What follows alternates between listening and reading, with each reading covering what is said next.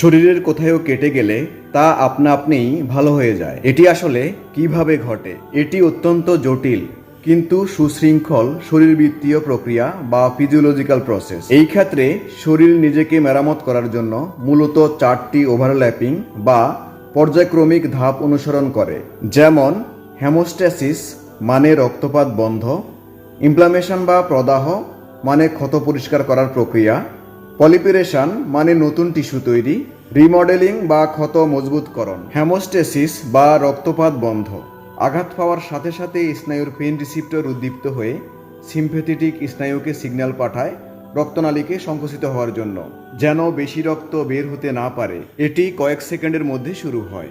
অন্যদিকে প্লাটিলেট নামক রক্তকণিকা ক্ষতস্থানে ছুটে গিয়ে একটির সাথে আরেকটি লেগে সেখানে জট তৈরি করে।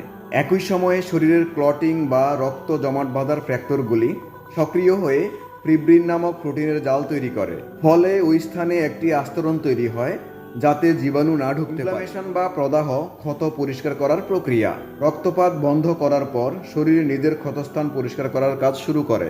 এই ধাপে ওই প্রোটিনের আস্তরণের নিচে শরীর নিজের রক্তনালীগুলিকে আবার খুলে দেয়, যাতে ক্ষতস্থানে প্রচুর পরিমাণে রক্ত, অক্সিজেন এবং পুষ্টি পৌঁছাতে পারে। একই সময়ে শরীর নিজের বিশেষ সেনাবাহিনী ডাব্লিউবিসি, নিউট্রোফিল এবং ম্যাক্রোফেজদের সেখানে পাঠিয়ে দেয়। তারা সেখানে গিয়ে ক্ষতস্থানের মৃত কোষ ও জীবাণুদের মেরে খেয়ে ফেলে।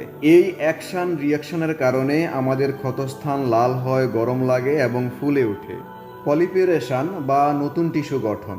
প্রদাহের ফলে ক্ষতস্থান পরিষ্কার করার পর শরীর ওই স্থান নতুন কোষ দিয়ে ভরাট করে ফেলে। এই প্রক্রিয়ায় ফাইব্রোব্লাস্ট নামক কোষ ক্ষতস্থানে কোলাজেন নামক প্রোটিন তৈরি করে, যা নতুন টিস্যুর ভিত্তি হিসাবে কাজ করে।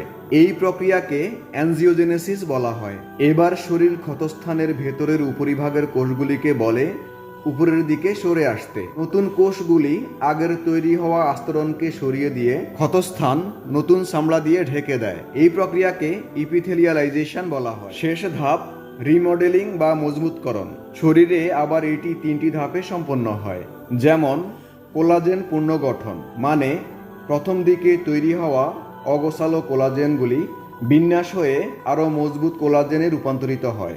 ক্ষত সংকোচন মানে ক্ষতস্থানটি সংকুচিত হয়ে ছোট হয়ে আসে। সর্বশেষ প্রক্রিয়া সম্পন্ন হওয়ার পর নতুন টিস্যু আগের চামড়ার তুলনায় 80 থেকে 90% বেশি শক্তিশালী হয় এবং আগের চামড়ার তুলনায় একটু আলাদা হয়ে দাগ তৈরি হয়। একে মেডিকেলের ভাষায় স্কার মার্ক বলা হয়। শরীর তার নিজের ক্ষতস্থান এইভাবেই সারিয়ে তোলে। পুরো কাজটি সম্পন্ন করতে শরীরের প্রায় 21 থেকে 1 বছর পর্যন্ত সময় লাগে।